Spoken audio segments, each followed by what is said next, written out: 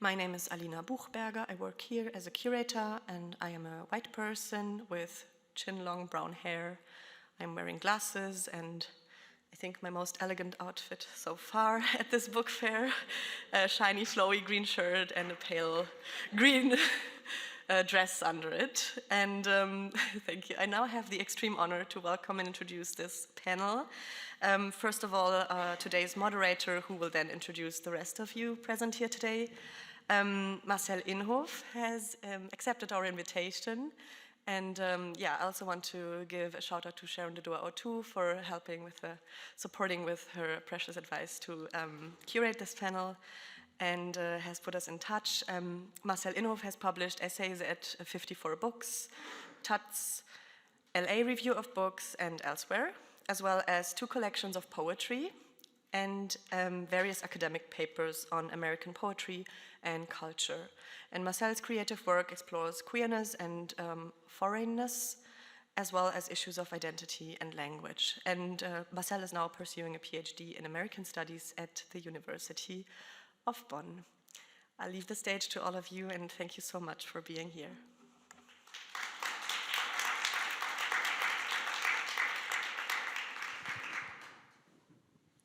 Hi.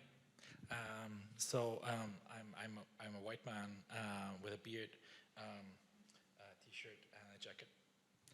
I am extremely honored to host this panel with such distinguished guests. I will start introducing the panelists from here on. James Sullivan sits closest to me. He was born in 1947 in West Point. Grew up in Germany. He studied English literature, German literature, and general linguistics at the University of Cologne. He writes fantasy and science fiction. And in collaboration with Judith C. Vogt and others, he coined the term progressive fantastic to describe a movement within German literature. James Sullivan's voluminous work often skillfully investigates the role of race and masculinity in both fantasy and science fiction, offering a much-needed voice in popular speculative writing in German. Next to him is Ama Josephine Budge. She is a speculative writer, artist, curator, and pleasure activist whose work navigates intimate explorations of blackness, art, and queer ecologies. Ama is the initiator of the Apocalypse Reading Room project, which you can also find here in Copenhagen. She's a member of the Queer Ecologies Collective with Harry Biles and Lyndon McMahon, and lead artist on the My Collective project with Chisenhale Studios and Feral Practice. Did I pronounce it correctly? Excellent. Ama is a PhD candidate in psychosocial studies with Dr. Gail Lewis at Birkbeck University of London. Her research takes a queer decolonial approach to challenging climate colonialism in sub-Saharan Africa with a particular focus on inherently environmentalist pleasure practices in Ghana. And last but not least is Patience Amonkwa. She studies German language and literature, English-speaking cultures and education at the University of Bremen, and works at the intersection of racism-critical and difference-sensitive education, art, pedagogy, facilitation, translation, and discrimination-critical organizational development. In Bremen, as part of the Black Student Union, Patience instituted the city's first Black History Month, titled Black Our Story Month in 2020. As part of the collective The Power of Black Women, Patience edited and published Unsere Seiten, a graphic narrative book about Black superheroines. Patience's artist name is Kyo. So I'm very pleased to have you all here.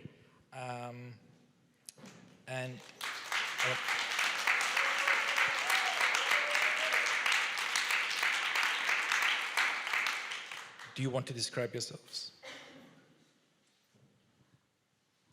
I can start. I'm Patience. I'm wearing a blouse that is white and red, blue jeans, a lot of earrings, and I'm a dark-skinned black person with braids, black braids. I can go next. I'm Ama. I use she, her pronouns. I am a thick, mixed black, light-skinned woman with a medium length afro. I'm wearing rose gold round glasses, quite a long orange dress and orange sandals, earrings. I have a little vulva ring on, which you can see if you're up close. Yeah, I think that's me. Okay, I'm James, and I use the pronouns he, him. I'm a light-skinned, mixed black person. What do I wear? Dark, dark pants and a red shirt, gray red shirt, and have short hair and a ring, not as nice as yours. I forgot to add my pronouns are he, they. And please applaud this panel.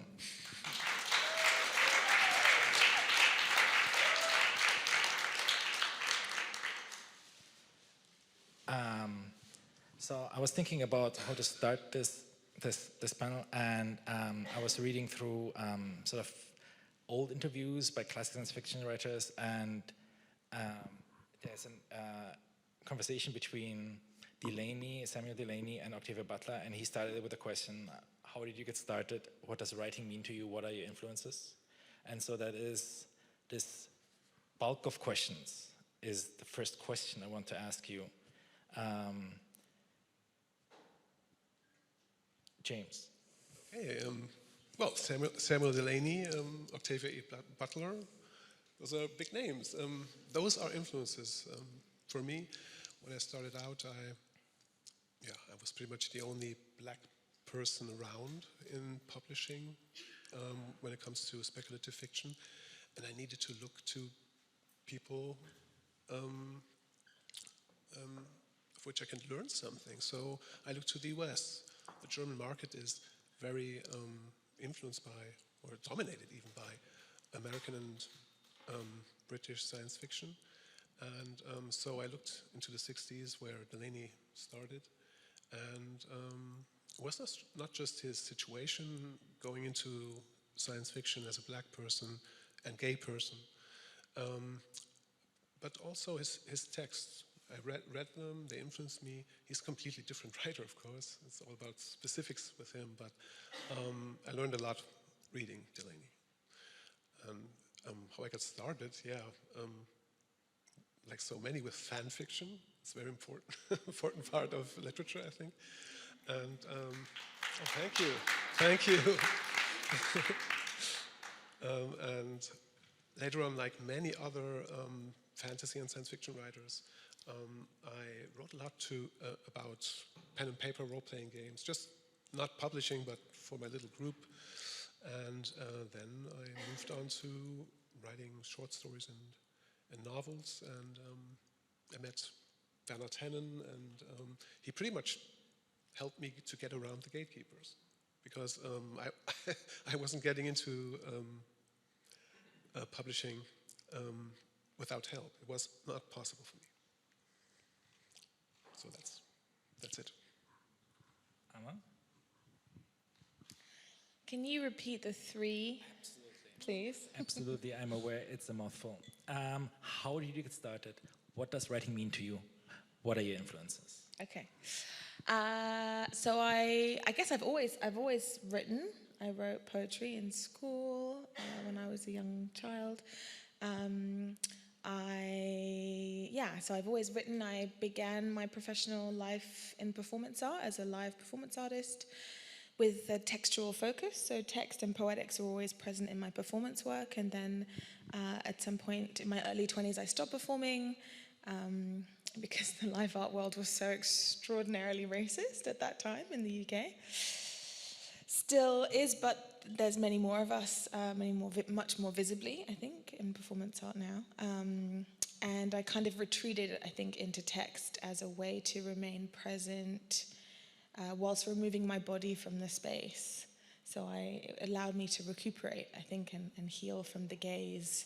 And it took me a long time to call myself a writer, I think, because I didn't study creative writing or English literature. And, so it took me a long time to, I think, claim that space. But writing was something that I always did. I always loved stories. I always imagined, whether I was acting in them or writing them or being in films. Yeah, I think I was always in the space of the narrative and actually in the space of speculative work. I read a lot of science fiction and fantasy, actually much more fantasy than science fiction as a child. So I was just writing down some of my influences so I could keep them in my head, but like really early, people like Garth Nix, who is a really amazing British science fiction writer. I was reading Tolkien when I was old enough to get through Tolkien. I was reading Tolkien. And then later, obviously, people like Ursula K. Le Guin, Nnedi Okorafor, N.K. Jemisin have been really influential. And also Ben Okri, and people who kind of straddle the speculative academic world, people like Saidiya Hartman, like Kojo Eshin, have also really informed me in my writing practice and what the speculative can do, I think. And the last question was? No, I think what does writing mean to you? But I think we've covered. Yeah, I think we can talk more about what writing means to me. I don't know, what does writing mean to any of us? What is writing? I think it means safety, possibility, fear, freedom, and transportation into new worlds and ways of being. That's what writing means to me. A safe harbor. Patience, I wanted to ask you a modified version of this question, but I just saw you nod when Amma talked about writing, and so I will ask you my modified question later, but I would like you to hear you first talk about what writing means to you, because of the nodding. Okay. To me, writing is kind of like a coping mechanism. It's really, I would also regard it as kind of like a self-care and self-healing practice.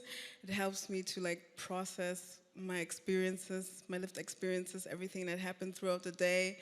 Also maybe things that are really difficult to deal with, like negative experiences. And for me, writing is this kind of process where I like channel these experiences and leave them on the page to make like space for new things. And also for me, when I write, and also I write things from my chest, it helps me to be open for the future and for basically like the next day. And yeah, when did I start writing? I can't really pinpoint when I started writing, but I know that I started to write lyrics because my sister and I used to be a duet and make a lot of music together. So I used to write lyrics, and then later on I started to write short stories that weren't really short, but yeah, I would now call them short stories. And they helped me kind of, as you said, Amma, imagine myself into this other world, like this alternate reality where, for instance, I grew up rich and didn't have to worry about money, for instance. So basically,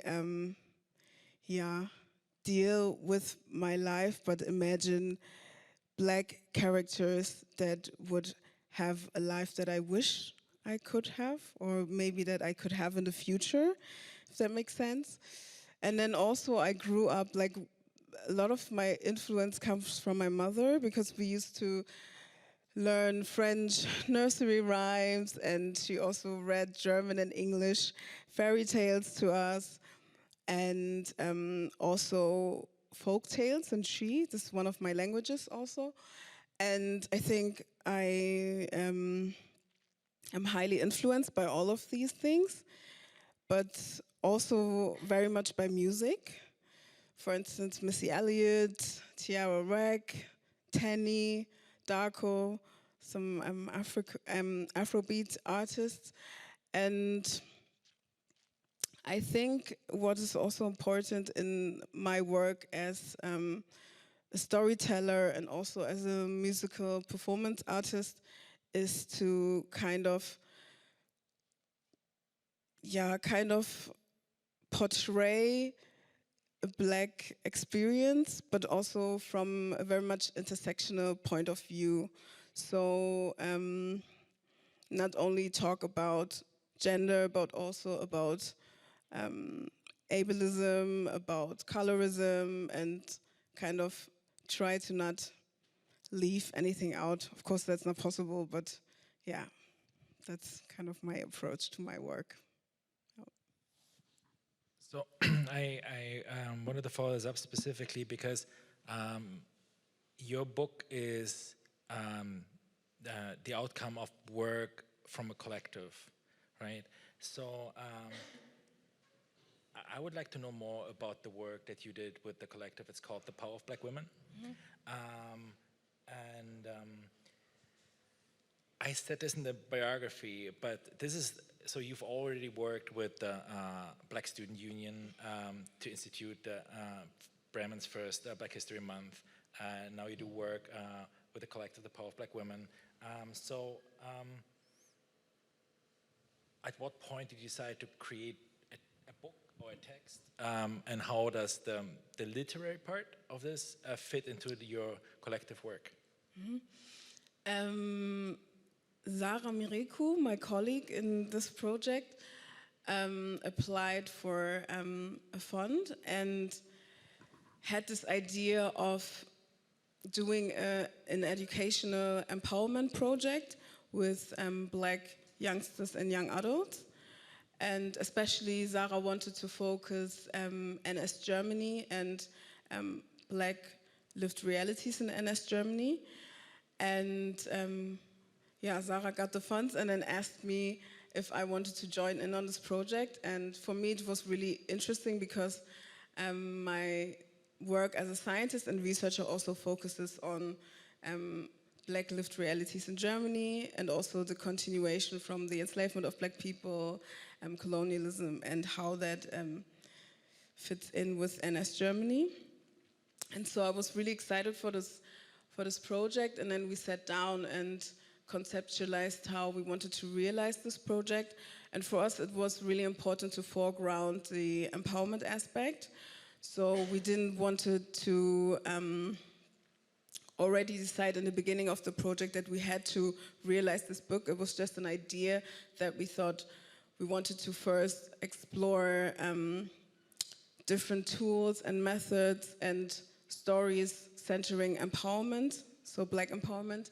And then we wanted to decide with the participants if we wanted to branch into Black aesthetics and maybe create a book where we would focus speculative fiction. But yeah, it wasn't really something that needed to happen in the beginning.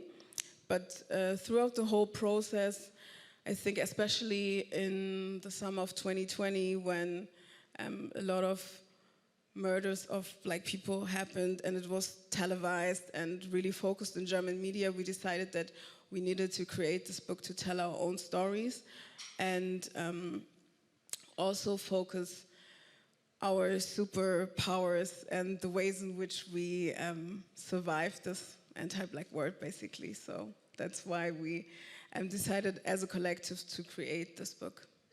Yeah.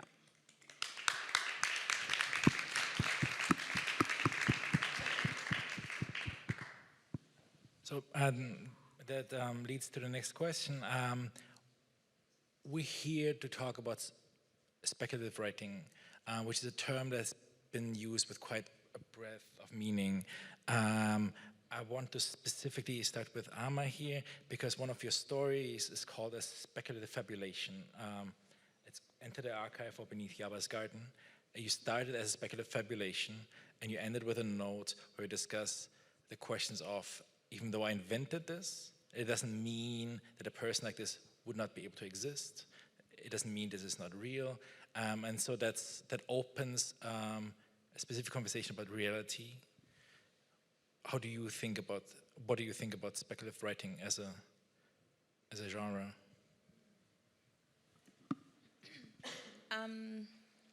Yeah, I was actually really happy when I saw the name of the panel. The first thing that I try to teach my undergraduate students is that there is no truth, or there is multiple truths, and there is no real, or there are multiple realities, which for some of them they're like, yeah, and some of them are like, no, but there is truth. And I'm like, what's true? And then we have a discussion about what's true and what's real.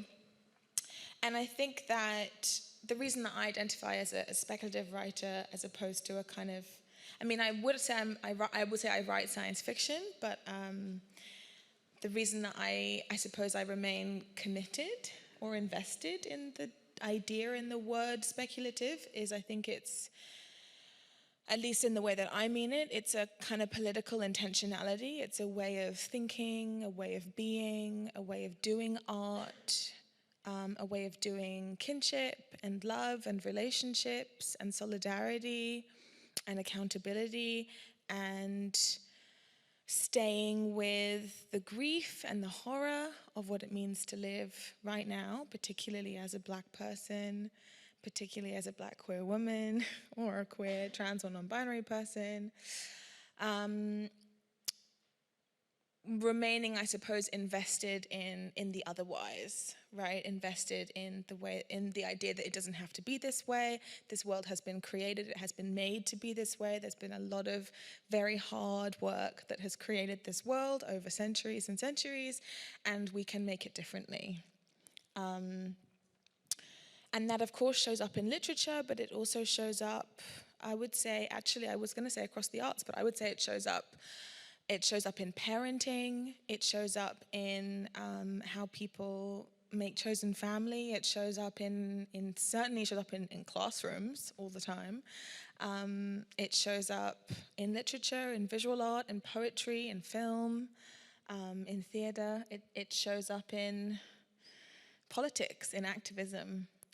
So I think that it definitely transcends the idea of literature, and I really am a disciple of Octavia Butler's idea that she didn't write science fiction, they just called it science fiction so they knew where to put it in the bookshop so the audience could find her in the bookshop. But that's not what she was writing. She was just writing incredible books about what was really happening in the world around her. Ursula K. Le Guin also said that science fiction is about what's happening now, as did Delaney, who called science fiction a tool to make us think. So I think that all those things are kind of like the intentionality around the speculative, and like any other word, particularly any other buzzword, it can be picked up and appropriated and used unintentionally, right? There's speculative economics, there's speculative capitalism, there's speculative architecture. Like the speculative shows up in all different kinds of frameworks. So it's not a word that we can just use and take for granted. I think it's a word like queer that we have to keep claiming and reclaiming and reholding space for, and also be challenged on. And redefine and say, is this word still useful? Who is this word still speaking to? Do we need to get rid of it and find another word? Will it come back in 50 years? Yeah. So I guess, and you asked me about Yabba's Garden, sorry. It's been a very long week. So I wrote a piece called Speculative Fabulations, or is it called Critical Fabulations? Thank you. Speculative Fabulations. I wrote it in 2019, beneath Yabba's Garden. And this piece I actually wrote was published in the Feminist Review, and you can read it online. I actually wrote it at the very start of my PhD as a kind of exorcism of what I was hoping to find in my research. Because my research, which thinks about I'm thinking about kind of pleasurable practices, belief systems, languages that Black people use to relate to the more than human. I had all these dreams about what I was going to find, right? I was going to find some kind of archive, or I was going to find some narrative or some ritual that was going to be like, yeah, you have these amazing like queer ancestors and they all had like orgies in the forest, and then like the British came and ruined everything, you know? And so, and your queerness is not a Western import, and you know, like all this stuff. I had all these like needs and desires and agendas. And so this story was, I was like, okay, it's okay. We all have needs and desires and agendas. We all need to be seen. I'm going to write this story that's going to be about a researcher who's mixed and who's dealing with the complexities of being British and Ghanaian, and who finds this archive. And she finds this archive through this kind of queer relationship, and it's like a secret archive. And it's kind of a speculative archive, and we're not sure if it's real or not. And everyone in Ghana who's read it is like, but is this real? Like, I've never heard of this archive. And I'm like, oh, you know. So it was a way, I suppose, of like making something real that we don't have a tangible archive for, or a tangible document, or an anthropological study saying, yes, you existed, yes, your ancestors were real, and using the speculative critically to, I suppose, like rewrite or reclaim the histories that we may not be able to grasp and hold, and find ways to be okay with that, to survive the ephemerality of our pasts and our ancestry, and to know that the reasons often that they are ephemeral is, yes, because of the violence, and they were erased, and epistemicide, and all these things, but also because they were secreted away in order to survive eradication. And so we need to find ways of knowing and believing in those histories and those ancestries without being able to hold them in a book written in English or German or Spanish or French, right? And so it's, I suppose, like an invitation to believe.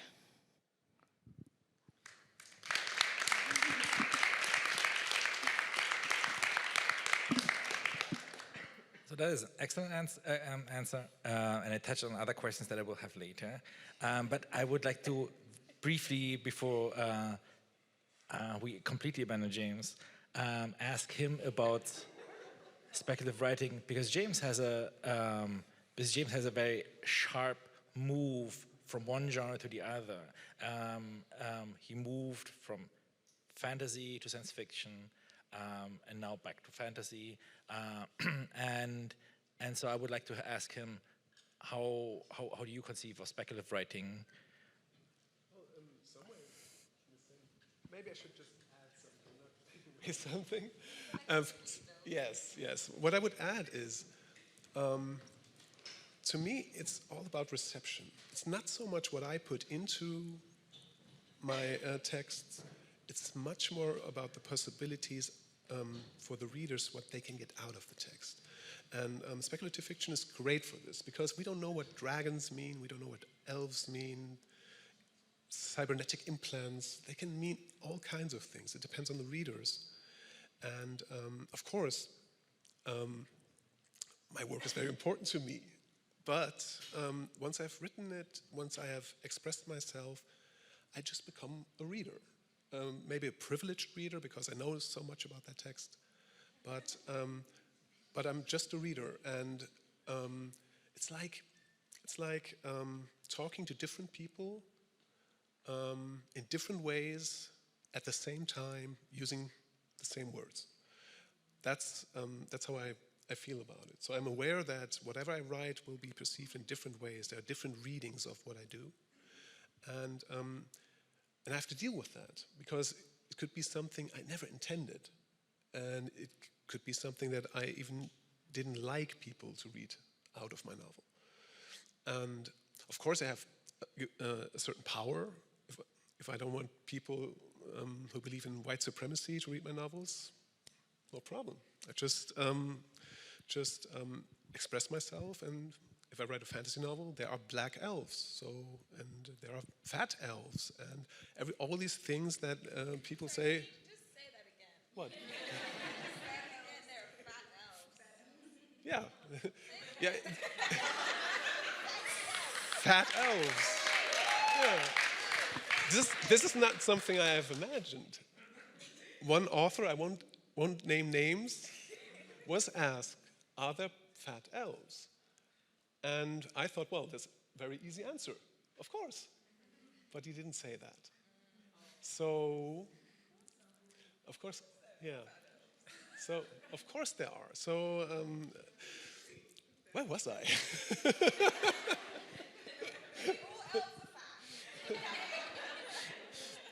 Okay. So I have the power to exclude people I don't want to read my books. White supremacists won't read a fantasy book where there are black elves. He just won't. So, and if we look at science fiction, if I don't want transhumanist billionaires to read my books, or fans of transhumanist billionaires, I make fun of transhumanism in my novels. So you have a little bit of power. I can exclude a certain kind of people, but it's very hard to tell who will find positive things in my novel. I don't have the power, but I can try to do my best and leave everything else to the readers. Yeah.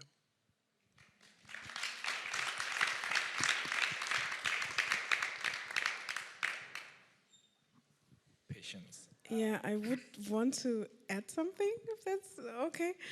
I think I would slightly disagree, because I think we as writers, we as authors have the power to decide who also feels included, especially in my work and also especially in the book.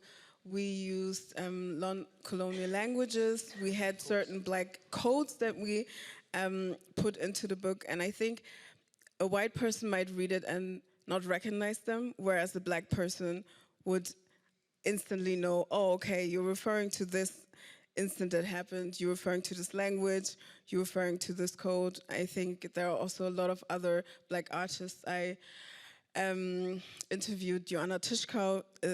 She's a performance artist, and she also puts a lot of black codes in form of like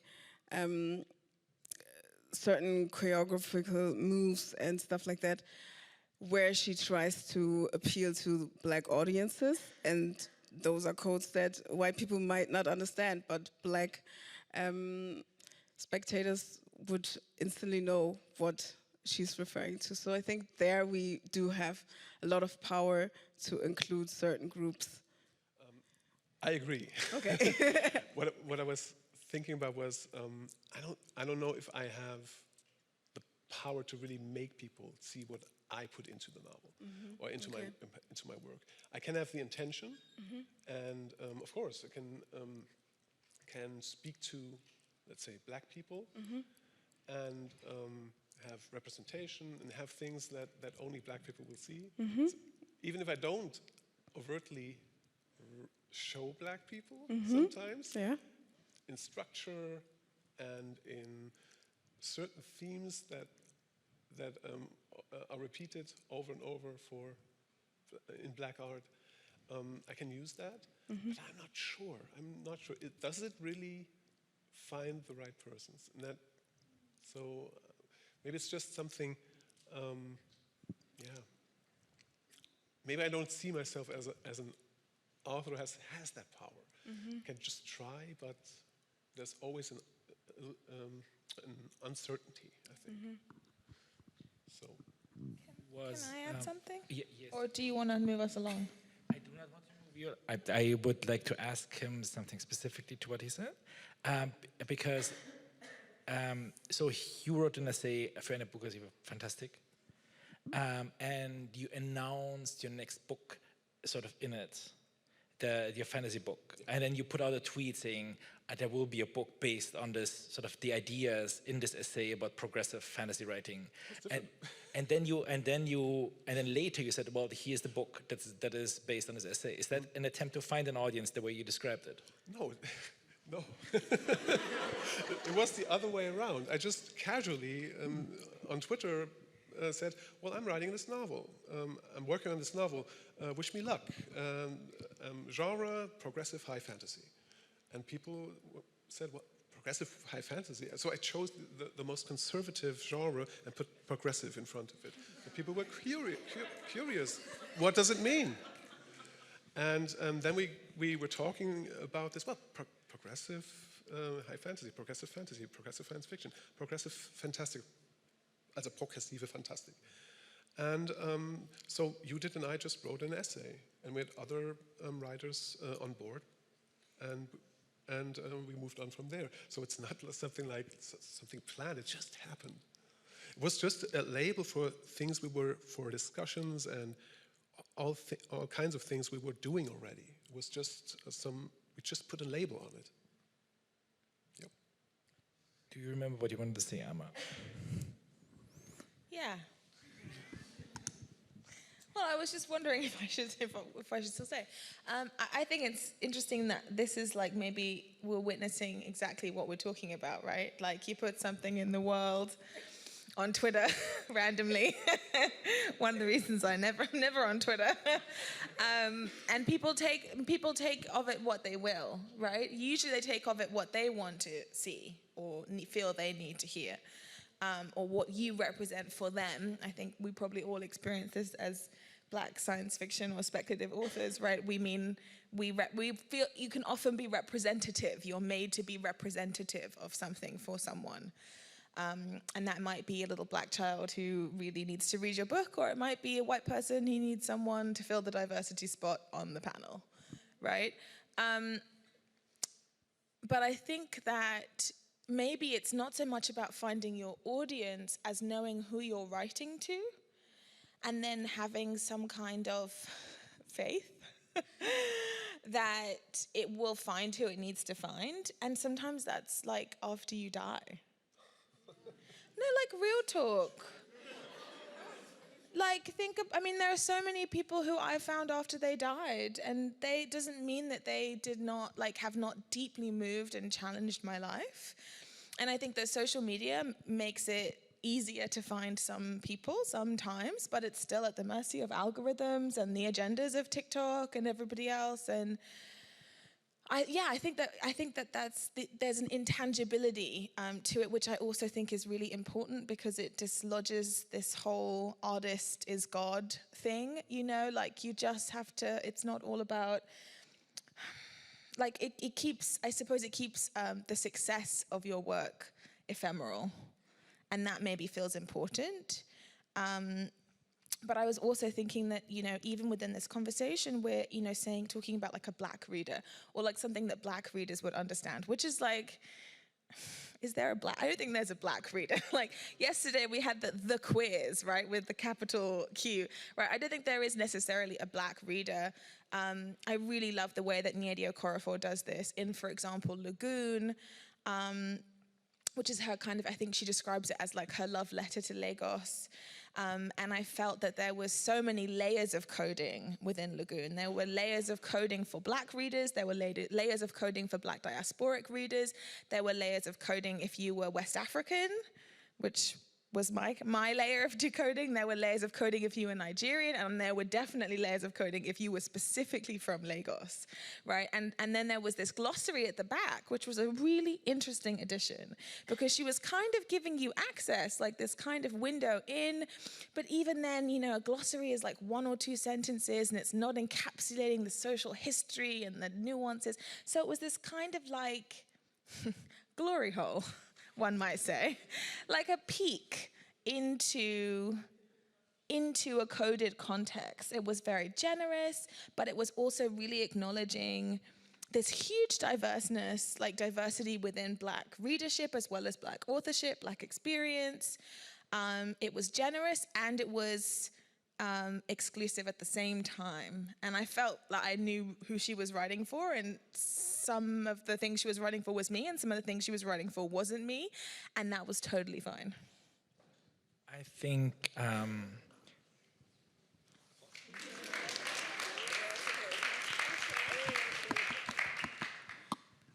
so the way you talked about codes and audiences fits another topic that you all share, and it's languages. So Pagina's foregrounds West African languages in her book. So the title is Yeah, what's the title? Nimdie. Nimdie. Yeah, almost right. Yes. Unsere Seiten neben der schwarzer Superheldinnen, exactly, yeah. Yes. Our pages, the knowledge of Black superheroines. And then you didn't just edit it, but you also wrote the chapter. in it, and in it you, in your own chapter, you reference the visual symbolic language of the Akan people of Ghana. So you do use languages, West African language. You define the title as a word common in multiple West African languages. And so what does it mean to you to include non-colonial languages in your work? Yeah, it's actually, yeah, it's a word in West African languages, but also other languages as well. And yeah, I especially what I just wanted to say, for me, it means to address certain people. I mean, yeah, there might not be like a black reader, but there are black people who read and that understand Tree, for instance, and they will feel addressed when I choose a word in Tree, for instance. Or maybe somebody from Mozambique will see this title and lives in Germany and thinks, oh, this is something new, a title with a non-colonial language or a language that I don't know of. Maybe I want to do some research, and then I will buy this book and read it and think, oh my God, it's speaking to me, it's speaking to my children. I think you have the opportunity with using different languages, addressing different people, and that's what it is all about for me. And we use Tree, we also use the Adinkra symbol language, and also many other different codes in this book, yes. Well, yes, and so Ama's work also contains a lot of African languages, words, the names of the languages, and words from the languages both. Would you like to talk about languages in your work? Is it just code, or is it? Yes. You looked like you wanted to say something, so I was just making space. Well, I include, sorry, I was distracted. Bring my neurodivergent brain back to focus. I don't write in African languages. I don't speak, I don't fluently speak any Ghanaian languages. We have over 150, obviously. Probably many more. But I do include Fante, Tree, and Ga references specifically, which is 3 Ghanaian languages. The 3 languages, I suppose, that were present in my upbringing. And I have a beautiful network of friends and artists who, I text and I go, how do I say this? I need to include this reference. And, so it's a collective work. And I've made them translate some very strange things for me, which is also really good fun. Well, no, I did this performance that had this like kind of erotic reading in it. And my friend was like, hey, Amma. Like, I don't know what words I'm allowed to use on the live stream. I'm trying to look to see if I should have checked if I'm, anyway. Well, anyway, it was an erotic reading and it was really good fun. And I felt it was a good reciprocal process because this is language that my friends also necessarily don't think about translating. So it was nice. But I had the incredible, incredible honor, and this is something that I think I'm proudest of in my whole professional political life. Last year, I published a story called A City That Wages Love with the Architectural Review. And this piece was really my response, my quiet activist response, although I have been very loud about it as well, to this really horrendous homophobic, transphobic, anti-intersex bill that some far right-wing politicians and religious leaders in Ghana are trying to push through at the moment, called the proper human sexual rights and values bill, a family rights and values bill, and it's a really horrific piece of legislation. Ghana, of course, is not alone in this massive push of evangelical legislation that's being pushed throughout the continent of Africa and indeed beyond. And so in this piece, I kind of wrote this. It was really about a crossroads of what happens if the bill is passed and what happens if the bill is not passed. And I had an amazing friend and a young activist translate it into Tree. and the Architectural Review published both, and then I distributed it online in Ghana. And I had some beautiful responses from Ghanaians who were like, wow, you know, I read this and it really meant a lot to me. And I felt in that moment that I was speaking much more directly to the people who I felt I wanted to hear this show of solidarity, show of possibility, show of fury. So I think that language, you know, translation is such a powerful tool that is used both against us many times. Many of us are locked out of our languages, particularly here in the diaspora, but not just in the diaspora. So this was a way that I felt I was really able to, that language enabled, I suppose, a speaking back to or a speaking with. Thank you. James. So you talked in an interview about your language situation where you feel German in the US and you feel American in Germany. What does language mean for your writing? Well, that point in an interview was about my general feeling as a German American, black German American. It's usually people say, well, don't you feel in between things? And that's not the way I feel. I feel like when I'm here, I'm an American, and I feel strange here. And when I'm in America, because I lived in Germany for so long, I'm so German. So there's never a space where I really feel at home completely. It's just friends, family, and some safe spaces. But when I'm out here, there's always a kind of strangeness. And in language, I feel much more comfortable in German. Gives me less imposter syndrome. and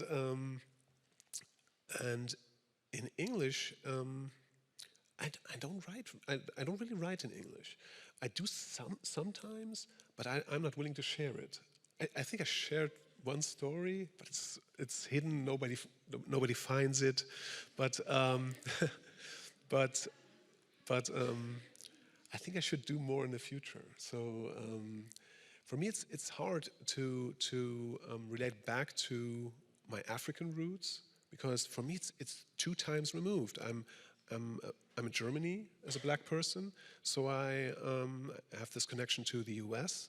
So I go back to the US, and then there's so much to overcome to go back to the continent that it seems impossible to me. It's easier for me to directly relate to African countries just by looking at it than going the route back to America and then back.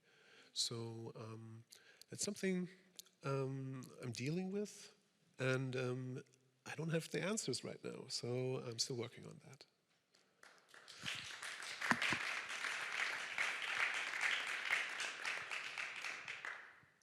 So I think this feeling of diasporic identity is common in black writing.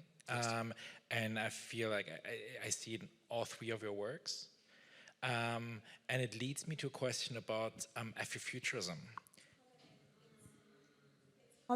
It's common in black diasporic writing. Yes, yes. Important distinction. Yes, Yeah, sorry. okay. Yeah, it's okay. I'm just adding. Like black writers on the continent don't really talk much about diaspora. They do sometimes, but it's not common. I wanted to talk about Afrofuturism. I apologize for my phrasing. No, 100% apologize. No, 100% apologize for my phrasing.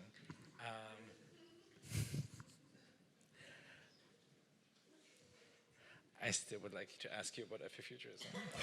Go ahead. So, critic Ashun, who you also cite, has defined Afrofuturism quite widely. A quote from him is, "Hope structures black life from antebellum America to the present." And people have talked about Afrofuturism as a way of writing realities in different genres, regarding to different times. what does the genre Afrofuturism mean to you, if it at all means something to you? And I would like to start from Patience. Yeah. I think in my different fields of expertise, I would say that there are Afrofuturistic aspects or elements, but I wouldn't categorize myself as like an Afrofuturist, if that makes sense. I think one very important part would be the one sign in our Adinkra symbol language. It's like a mythical bird that has its feet point forward and turns its head, and sometimes I think it also has like an egg on the back or something. And this symbol is named Sarkophag, and it basically symbolizes that you have to look into the past and understand what happened in the past to know and understand the future, and also to know how to shape, to understand the present and to know how to shape the future. And I think this is something that I do in my work a lot, to look at colonial continuities in, for instance, the German educational system, to find ways to do projects that interrogate that critically.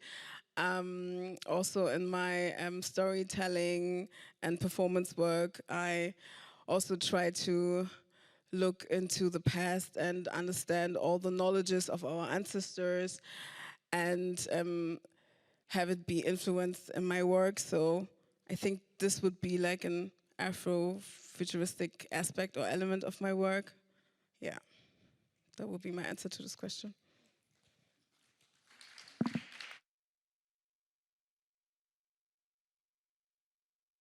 There's a really beautiful proverb associated with Sankofa, which I think translates roughly as, don't be afraid to go back for that which you have left behind, which I really love, and I think about that a lot. Particularly, don't be afraid, I think, to go back. In a kind of capitalist, progress-obsessed world, I think there is a lot of fear of going back, quote unquote back, whatever back is, whatever time is. And so I think that I really, I think about that a lot as an anti-capitalist gesture. But I have nothing else to say on Afrofuturism. Hey, well, since I wrote some science fiction novels, it's obvious that I feel connected to Afrofuturism. And there are two things that are important to me. First of all, that there are black people in the future and they need to be put into the novels, and in a way that well, appeals to black people would be an assumption that, because I don't know if I do it well, so we are in the future, so, and that's not something we will discuss about, so, but the other part is, and that's maybe just as important, who's writing science fiction, and in Germany. Now, if you look at the German field, who writes science fiction in Germany? There are not a lot of people, black people, writing science fiction. If I look at with big publishers, I'm the only one. If I look in the small publishing houses of science fiction, I don't see any, and that's sad. There's Patricia Eckermann, but she didn't write science fiction. She wrote a fantasy novel. So, and it's not about the future. So we need there's no Afrofuturism if there are not black people who are writing about the future, right? So at least for publishing. Of course, there are all kinds of ways to talk about the future. There's music, there's different art forms. But if you look at novels, it's just depressing if I look at Germany, because if you look at the field, it's very white, it's very male, cis, able-bodied, and what they will do, and you can see this in the discourse on racism.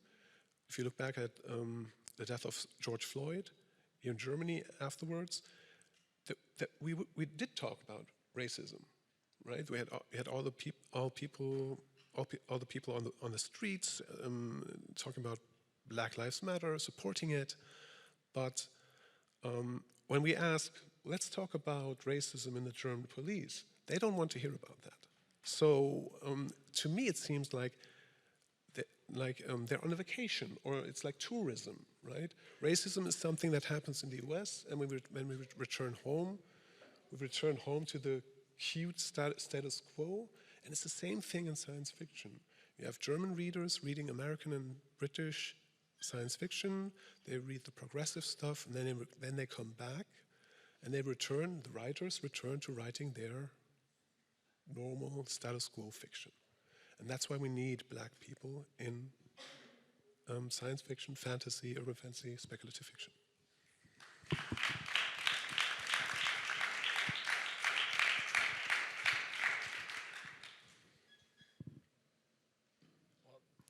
So the question, another question I had, and I think it fits here very well, is what do you think about the role of community work and solidarity in speculative fiction and speculative writing?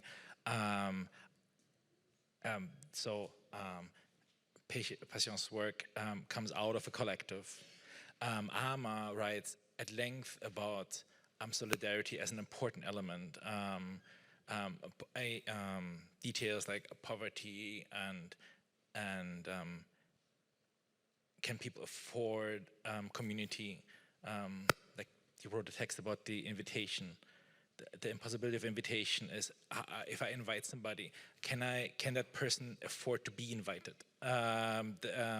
What do I do with marginalized communities in invitation? And you just talked about the lack of a community for writers like you. So what do you think, this is a question to the entire panel, about the role of communities, solidarity in speculative fiction?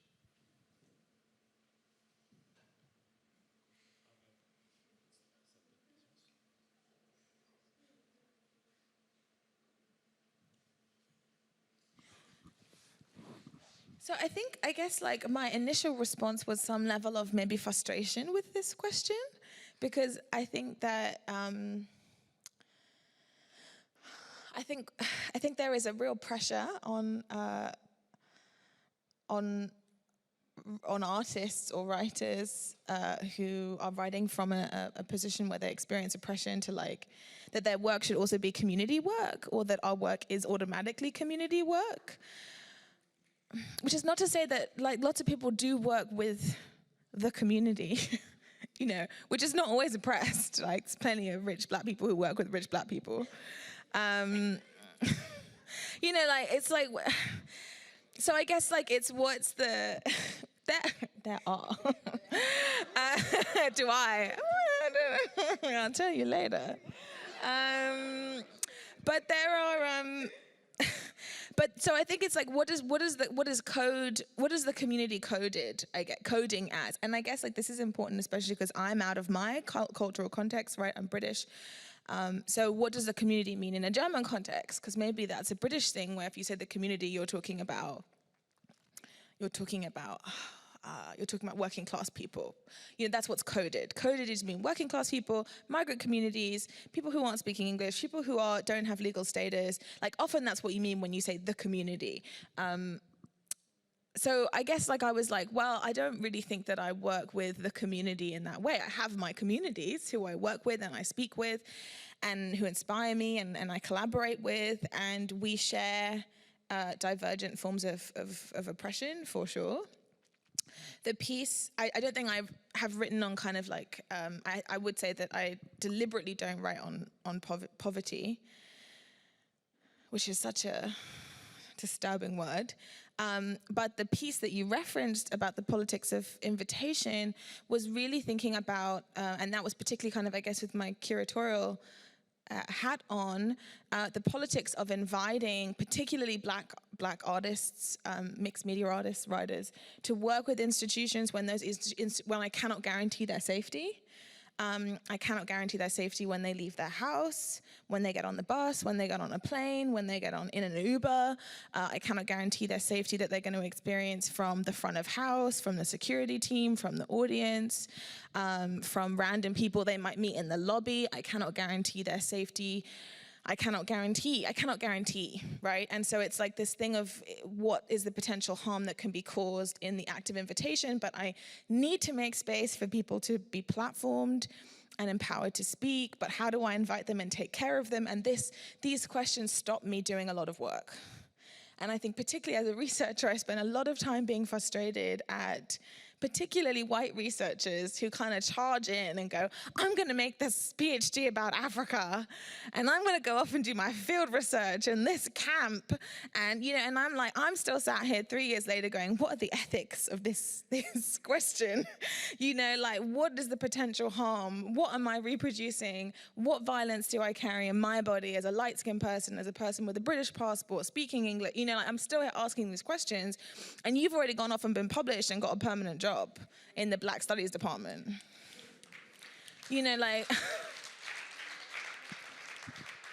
So I think these are issues that come up for me when we speak about working with and writing with communities, which is not to say that people don't do that. Of course, people do that and do that in incredibly important, caring, sustainable, long-term ways. But people also do that in shitty ways, crappy ways, unethical ways, extractive ways, and make their careers off of other people's work and other people's ideas, who they had a couple of interviews with, and then they, have this social status as someone who works with the community.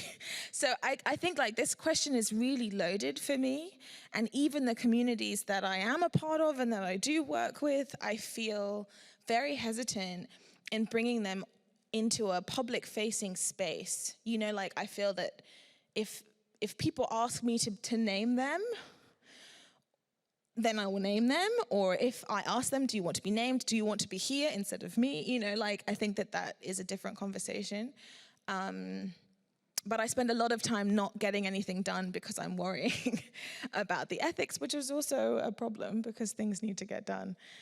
But yeah, I think I'm in this very sticky place about communities. And at the same time, I do not work alone. I have no ideas alone. None of my work is happening. I do have loads of ideas alone. On the toilet, all the ideas. In the shower. What? No, not in the shower. I'm scrubbing myself in the shower. I'm not having ideas. But my work is born out of collective thinking, collective work. There are particularly maybe 5 people who have deeply influenced the way that I think about my existence and the work that I make. But I'm also accountable for the work that I make. And I would not necessarily put a bunch of names underneath something I've made because I have to stand for it, I guess. Which is different if you're literally writing with a collective, which I've also done in the past, but yeah. Maybe you can add. Yeah.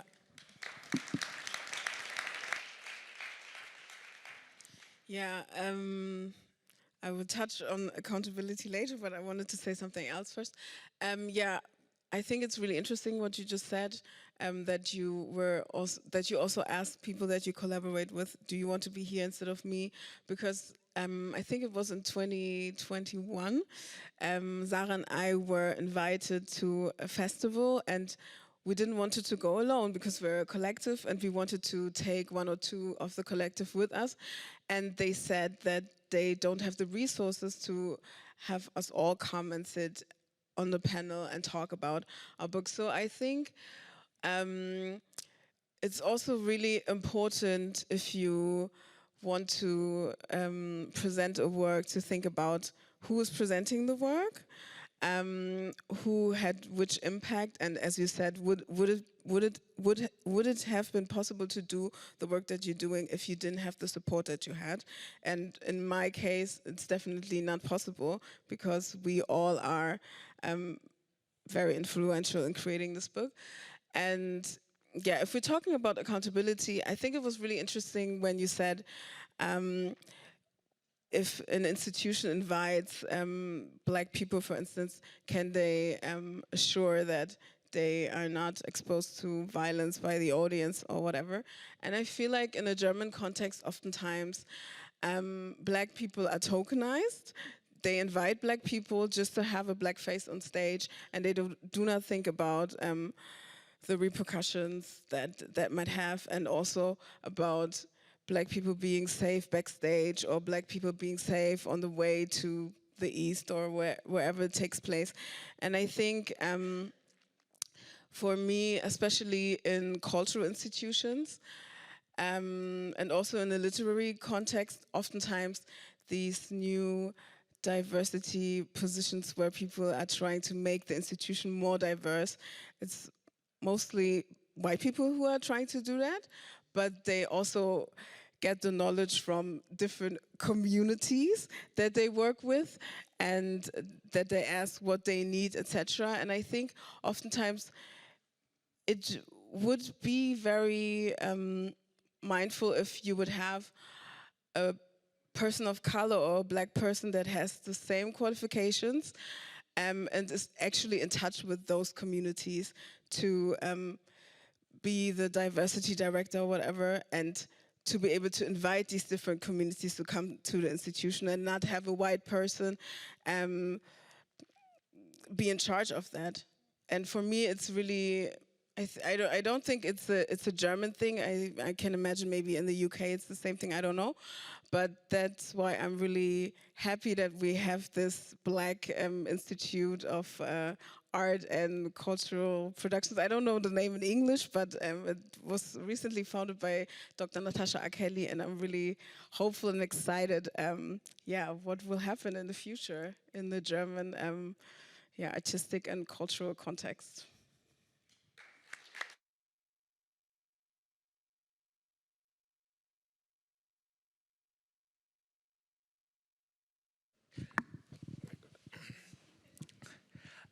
Yes, I didn't want to stop the conversation. Well, so this question about being excited for the future, and you mentioned the story, the city with the Wage is Love. Sorry, just misplaced the title. It ends with two codas. One is a situation where everything went bad. And one is a situation where people come together and stand up for the right thing and support. And there's a debate currently around the term solar punk or hope punk, writing a future that is driven by hope and not dystopia, which is also connected to questions of, well, it's dystopia because that's what's realistic. People are going to do terrible things, and terrible things will happen. And so that is the concept of realism behind dystopia. How do you, on a panel, relate to those questions of hope in speculative writing? Hope is something within our small writing space in the progressive part of speculative fiction that we talked about, I think was 2019 or something. It was very important. It was around the time when Judith C. Vogt and Christian Vogt published their novel Wasteland. And it's a dystopian future. It takes place in Germany, but there are these small pockets of there are these small communities that are little utopias within that dystopia, and they are fueled by hope. So I think that's something we really need right now, because if you look at what the climate activists are doing, you can see there's a lot of frustration. But there's still hope, and the dystopian novels of, I guess, the last 15 years are not providing the answers. And so, and we're also seeing a development where countries are saying, well, we need to accept climate change. We need to learn to live with climate change. And that's, of course, not the solution. So we need this sense that we can do something. And I think even within this dystopian world, and I think it's about small communities coming together. It's not, I don't think it's about big communities. It's really about small communities and doing the work and then having an impact that grows and changes something. But in writing, I think it's been there for years now, and I think it has an impact. But I don't know if we always call it hope punk. And with solar punk, I see it. That's developing, I think, right now. Everywhere I look, I see solar punk anthologies, and that's an interesting concept. And yeah, I would like to have something like this more in Germany. It's really again something that is predominantly something from the US and Britain, but it's taking place here. You have people who are pushing it, and yeah, maybe we can have something like this in Germany. What was the answer? What was the question? I just lost it right now. Sorry. I'm lost. It was lovely, Emma. Go on. I have lots to say on this, but I will try and keep it brief. Okay, this is why I wrote notes. So, I think it's important to remember that utopia and dystopia, they're not definitive things, right? So I think it's important to remember that we are living in a utopia right now. We are living in an incredible utopia for 1% of the population. But we are living in their utopia. That's really important to remember. Again, they have worked very hard to create this world, and they are just absolutely thriving in this world. Yes, they are. That's really important to remember. Yeah, yeah, billionaires, but also some not billionaire Weiss's het men who are having the best time of their lives, and they're not making billions. So, utopia, dystopia, problematic terms. I think I really actually love the response of hope punk to dystopia, particularly because I think the dystopic fiction and television and cinema, in particularly coming out of kind of Hollywood and the US, Handmaid's Tale, this kind of the groan from the audience. This kind of, these endless apocalyptic films coming out of Hollywood, making so much money, and such high budget, high emission producing films about climate change and climate disaster, and the kind of incredible the eating up of this dystopic fiction, which allows people to not deal with the present, right? To not deal with having to actually change their lives right here and now and give up privilege. Because that's what it means, right? It means us all giving up privilege. All, here in this room in Germany right now, as well as everybody else, and the billionaires, obviously. But also us. But at the same time, I do think that there is a kind of responsibility, I guess particularly as a Black writer, to be very mindful of how I reproduce narratives of Black pain, Black death, Black mourning. I think it's incredibly important to be really, really careful, really intentional, and really mindful of the audience. If you're making work in Europe, your audience is still 99% white. And the 99% white audience, especially the 99% white liberal audience, loves nothing more than Black art right now. So yeah, I think that's really, really important to remember. The trauma porn market is very high and very profitable. So I think there is a kind of ethical, moral responsibility to maybe be mindful if you're painting a world of complete and utter despair. What else did I write down? But also, again, that these like binaries, in fact, this is someone who would not mind being named, my very good friend, Nana Adusei-Poku, who is an incredible Afro-German scholar at the moment in the States, who I've thought about a lot whilst I've been here. And she does work on Black melancholia, and I do work on Black pleasure activism, and we have this ongoing conversation about pleasure and mourning and pleasure and melancholia. And of course, they are two sides of the same coin. Right? So Adrienne Maree Brown, who coined the term pleasure activism as we currently use it, her first published piece of speculative novella was called Grievers, and was about grieving and Black death and grieving mourning practices, right? So there is this real inherent understanding of pleasure and mourning being entangled, and I actually think that the radical Black imaginary removes that binary and understands that binary does not enable us to mourn and grieve and process and learn and heal, because it's tangled up. Grief doesn't end after 60 days of the, 20 or more like 3 days, bereavement leave that you got from work, right? It's tangled up, and you still feel pleasure and joy and pain and maybe have orgasms whilst you're grieving.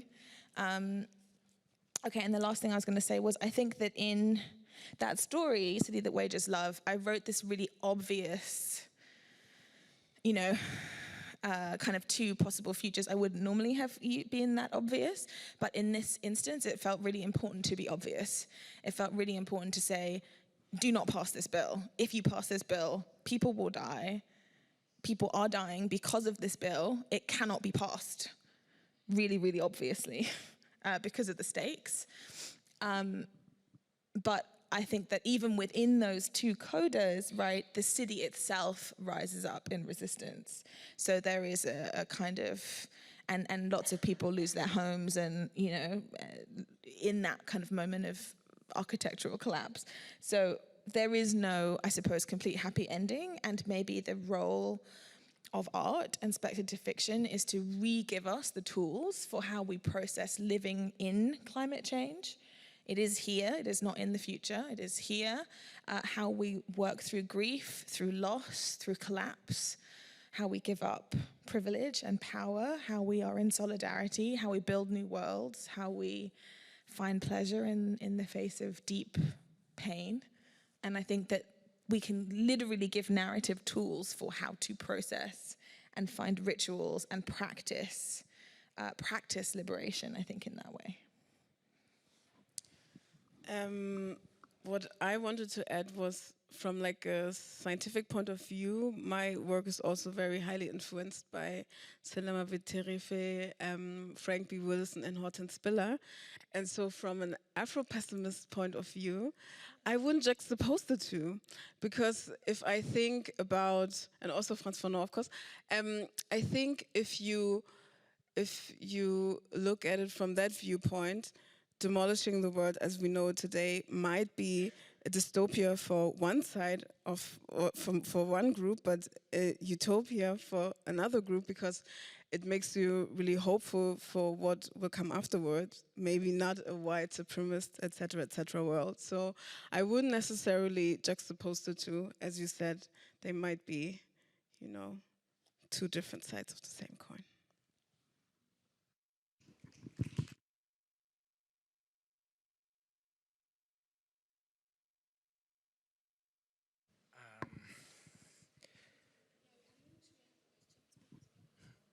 No, I was about to say, because like my last question, as you know, is the future of going to future speculative. I mean, you already discussed the direction of speculative writing, and so I'm out of questions. And we have the option of asking the audience questions.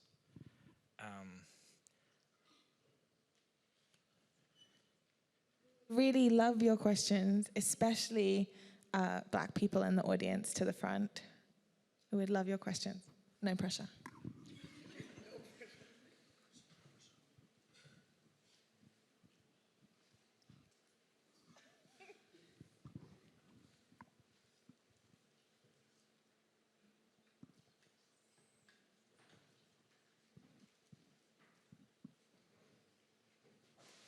Thank you so much.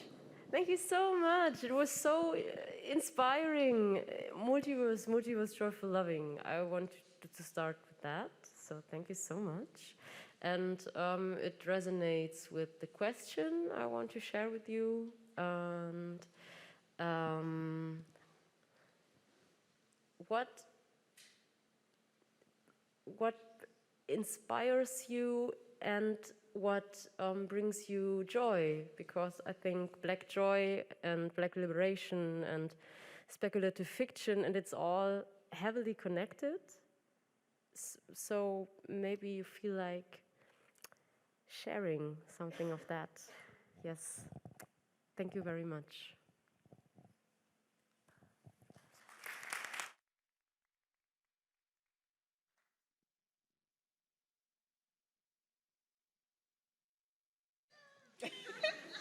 That's a tough question. It's almost as hard to answer like, where do you get your ideas? So what inspires me? A lot of things, right? Life, music, literature, talking to people, everything.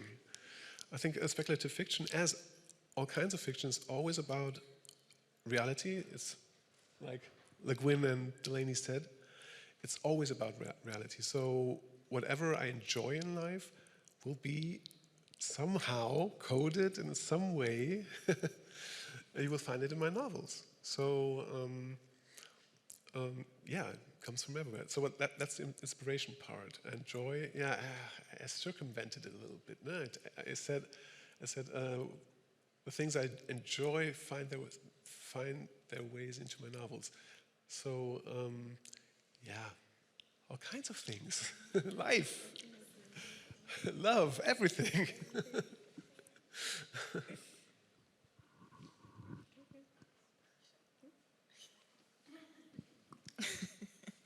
This is also a question that like my therapist asks me. You know, what is bringing you joy at the end of our sessions? And I always dread this question. No. I mean, actually, just thank you, Sarah Fatund, for this incredible question. Thank you also for giving such an incredible contribution to the Apocalypse Reading Room Reading Nook, which is here at the book fair and which will be online at some point, so you can check that out. Yeah, I would agree. My amazing partner, my incredible wife, brings me inspiration and joy, and the ways that she finds joy, given all the things that she goes through. My very old, very quirky, very needy Staffordshire Bull Terrier brings me joy. My dog. Moments like this bring me great joy and inspiration, especially when I'm not talking to the same people in the UK or the same people in the US. And I'm like, yeah, you're out here doing German spec. I'm like, yeah, please have it translated so I can read it. And, you know, I think like More Than Human Life gives me great inspiration. I look at the kind of ways that different animals and insects adapt, the way that water finds a way and bursts through our dams and destroys aluminium factories. Gives me hope and inspiration, humbles me, lets me know that even if in the future, even if the climate change future, which it very likely does, means that there aren't humans anymore, or there are very, very few humans, that there doesn't mean that there is not absolutely millions and millions of life forms. And I try and think about how to leave a legacy of love and possibility and chemicals and materials and molecules that those future life forms can work with. But I also have faith that they will find ways to eat plastic and turn it into like gemstones. Or unicorns, I mean, you know.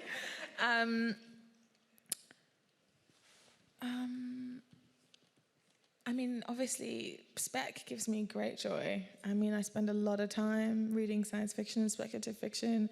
I've just finished Samantha Shannon's the prequel to The Priory and the Orange Tree, which I highly, highly recommend, especially if you grew up like a little lesbian who loved dragons, but there were never any books with lesbians and dragons in. It's got lesbians and dragons in it. Oh my God. Yeah, I think all of you and all of you give me joy and inspiration. Yeah, thanks.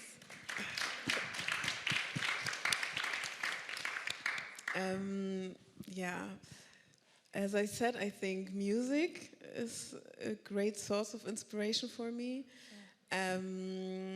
Conversations with my family and also with my chosen family.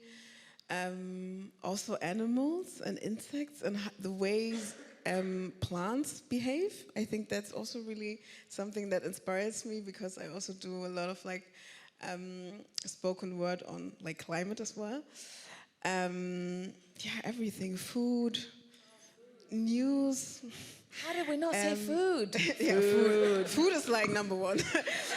Food, and actually in the book, my superheroine recharges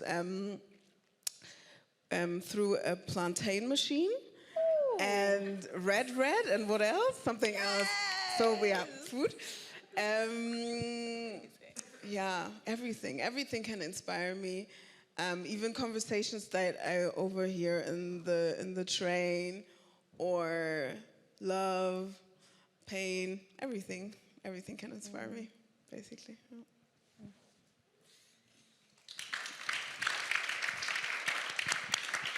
And just to say, you can of course also ask your question in German, if that is a barrier. Then I have my headphones. I don't know if this has happened when I wasn't in the room, but big up to the incredible translators. Like, you're amazing. Deep awe. I don't even know where you are or if you're here, but you're amazing. So feel free to ask your question in German.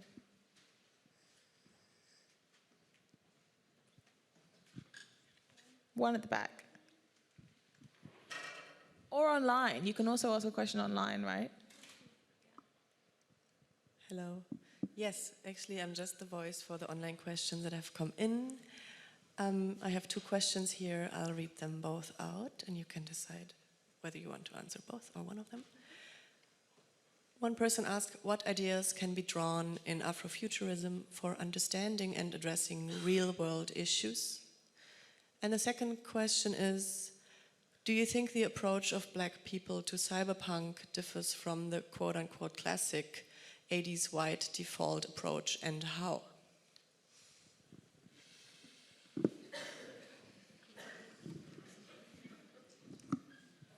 Tough question. I can take the first one unless anyone feels strongly about it. Or just that you want to say something. Okay, I think this is a short answer, but I think that I think actually that question has really been addressed, right? Because Afrofuturism, quote unquote, is about now. It is now. It is real. These are real life.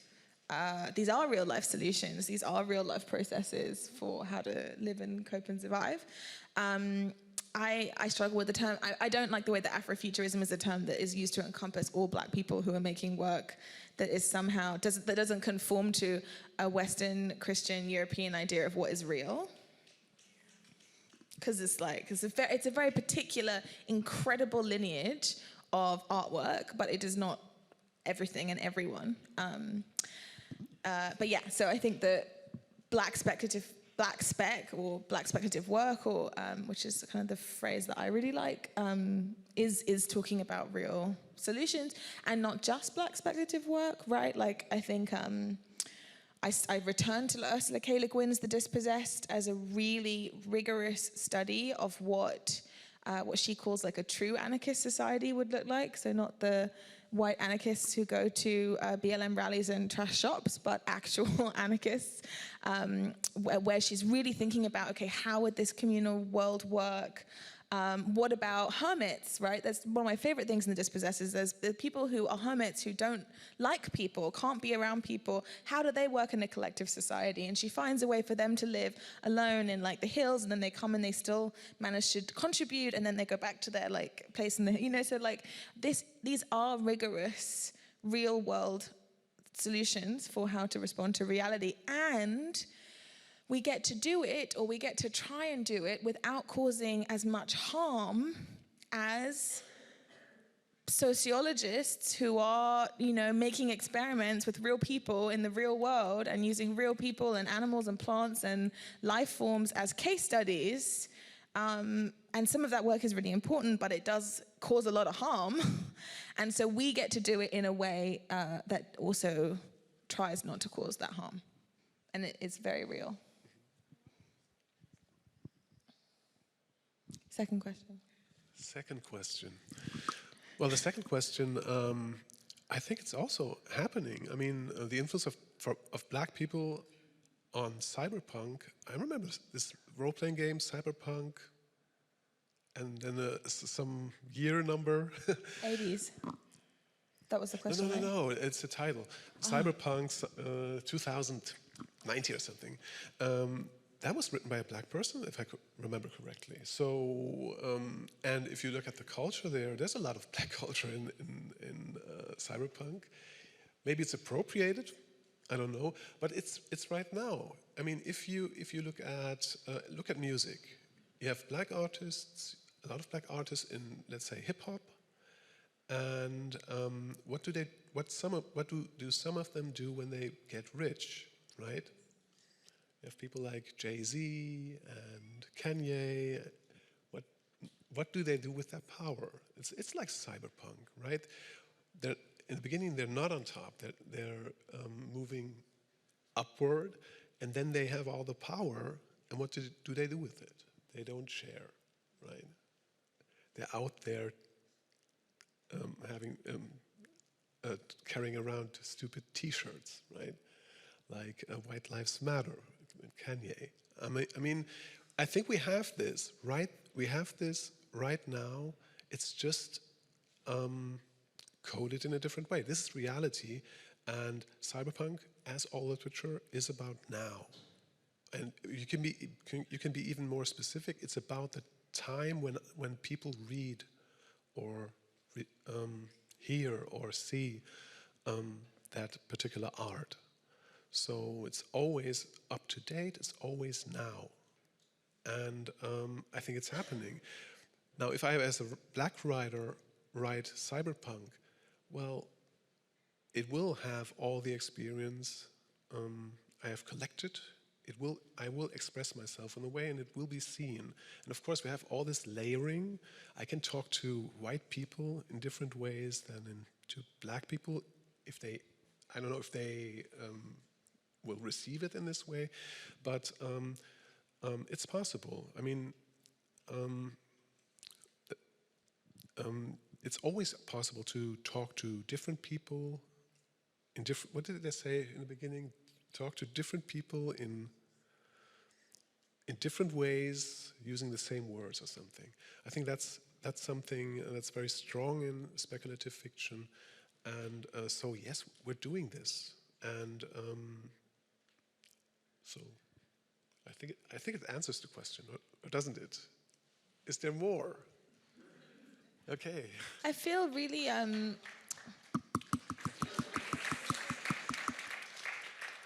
feel honor bound to say that I do think Beyonce and Jay-Z do some sharing.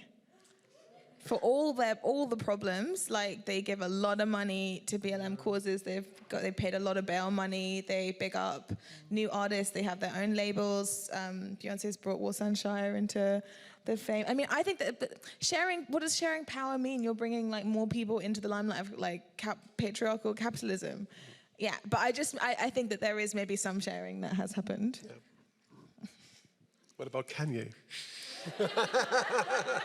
We had a whole conversation about this yesterday, about when people have extreme mental health crises in public and that they get put on blast and put on Instagram rather than given help, particularly black people.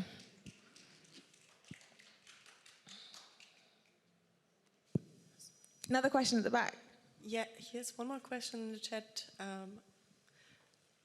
Question for the panelists. If you have, how have you woven in food into your work, like literal palate or nourishment? Or if it resonates more, maybe your auntie's kitchen. Patience said that Patience, I apologize. Patience said, that was just what I was getting from you in that moment, I think. Said that the food thing has already been brought up, but I think we could talk more about food. Food, yeah. I have to remember what I have written. Well, I appreciated your point that your passions, what you love, comes and shows up in your novels. Like in my novella, which is not yet published or finished.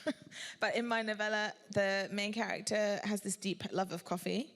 I have quite a deep love of coffee. So I think there are all these coffee rituals that are in the book that show up.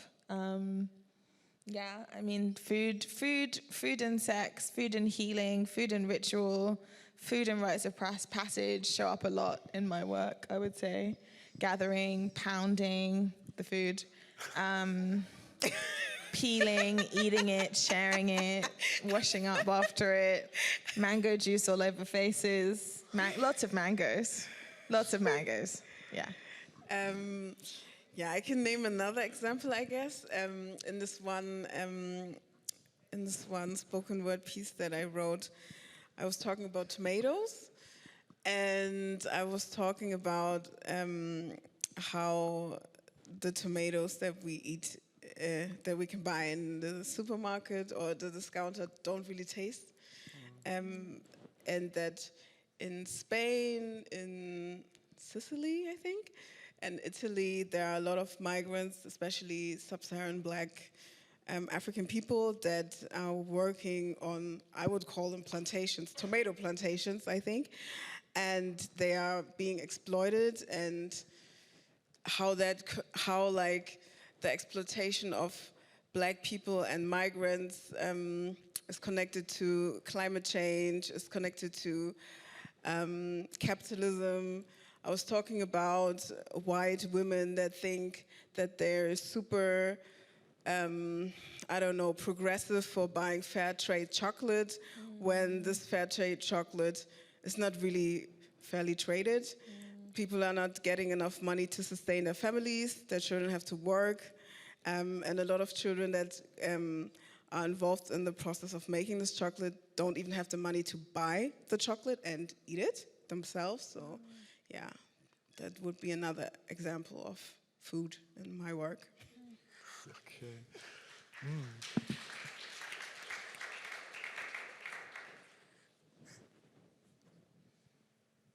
Was there another question, did you say? Or that was just one? That was it, okay. I was going to ask a question. Hi.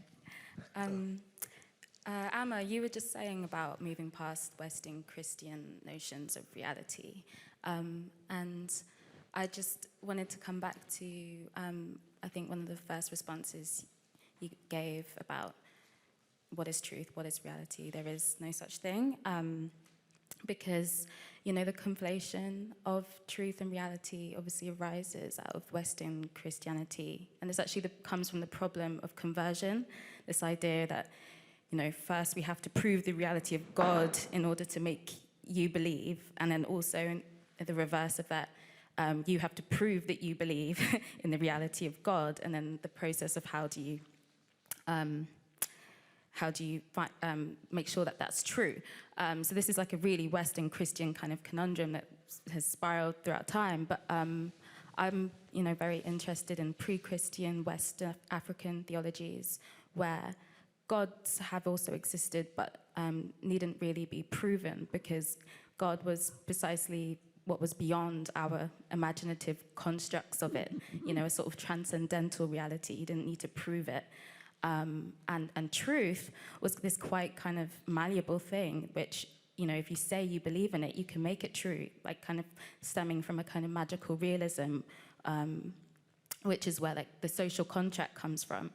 And is actually really creative. And so kind of coming back to like what you were saying about there's no truth and no reality. Also, truth and reality aren't the same thing, and that's quite helpful, I think, for disentangling this question of, you know, the power of speculative fiction from sort of Western frameworks that can either be quite positivist, you know, ideas of reality, or the other side, which is like the post-structuralist, everything's constructed, you know, side of things. There is actually another way is possible beyond those two sort of polarities. And then one more point I just wanted to say is that this question also came up in the context of your text, Yaba's Garden, and which I love so much.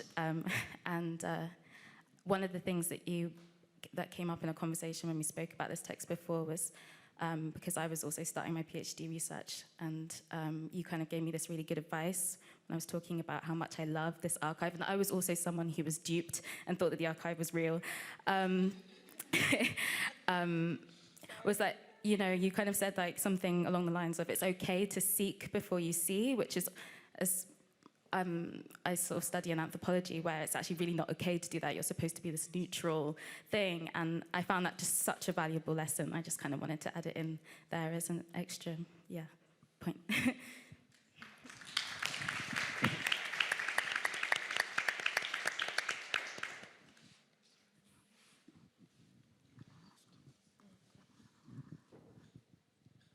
There's another question? Oh, okay. I'm just reminding the time a little bit. So we wanted to finish 15 minutes ago. It's fine, but so We're doing this on black time. I mean, wow. Yeah, first of all, thank you. That, was really inspiring and really great ideas and thoughts. And my question is more about your writing process. I mean, I think it's really different to write as a collective or alone. And maybe are you a person who needs constant inspiration and to be busy all the time? Or do you feel like you get your inspiration and then you have to be alone to put it down? Whatever you want to share.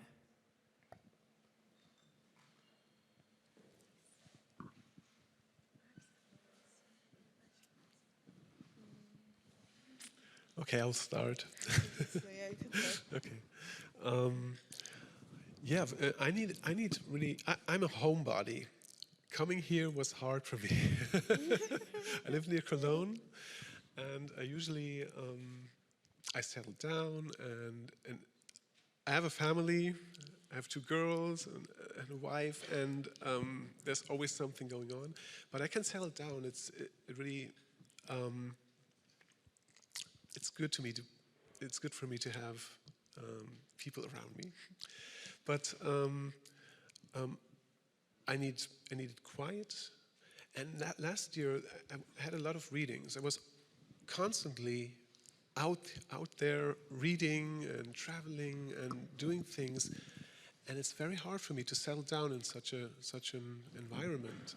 Every time there's some event, I'm looking forward to that event, and I cannot think right, and I get distracted.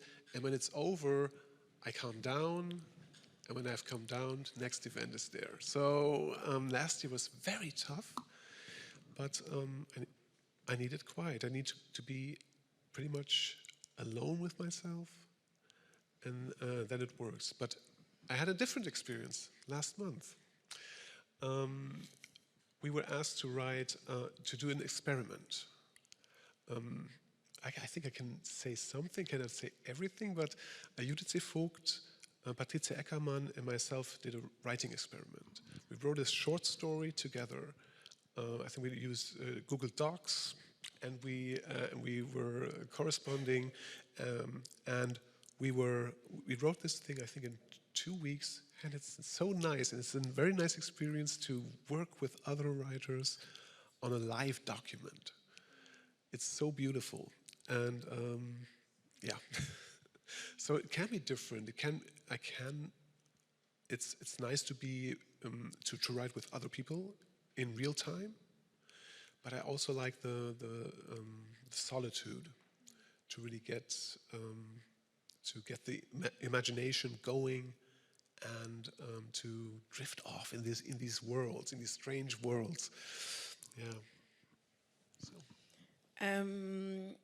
I think for me, so first of all, we wrote this story together, but only the beginning and the end. And due to the pandemic situation, we couldn't meet as much as we wanted to, so everybody wrote their individual superheroines alone at home. But I actually do also enjoy collective writing, also in my scientific publications, I love it. But specifically, like my storytelling practice, I like to write alone, and it doesn't necessarily have to be quiet. I like some background noise, but once I have the idea that I want to write on, I need to be alone to focus. But since I also get a lot of inspiration from conversations with other people, most of the time when I get my ideas, I'm not really alone, and then I jot down some points, and then I retreat, same as you, into my home, and then write the piece that I want to write. Yeah. How was it for you, Amma? I also... Microphone? I also need quiet. I'm really dyspraxic, so any kind of surround noise is very difficult for me to write. But I think most importantly, and I really like writing in nature, like if I had a rich husband somewhere, I don't know, who wasn't really a husband in anything other than that, he was just rich and bought me a beautiful house and a hut in the country somewhere, or so a sugar daddy. Or a sugar mama, or a sugar person, then I would go and write in the forest, or if I had that option, that would be amazing. But most importantly, I need to not be exhausted, and I'm always exhausted, and I work a lot of jobs, and there's no space in my head for writing a lot of the time, is the reality. So I write to commissions, I write to deadlines, and it's work. But the reason why my novella is still being written is because I need a lot of space in my head to write, and I don't find it often under capitalism, the cost of living crisis. Yeah. Do we have time for the last question or not? So maybe the question doesn't need to be answered if we're pressed for time, but maybe just a question that you can take home with you, and maybe also for the audience, speaking about climate collapse and dystopia and all of that. In your day-to-day life, what does it mean to you to love the future? Thank you.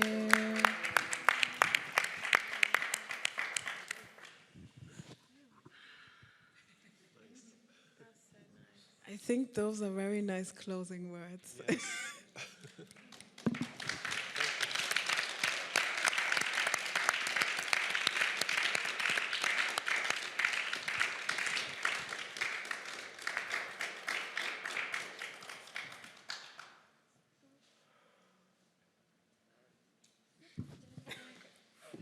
Well, I'm thinking the panelists, I was very honored.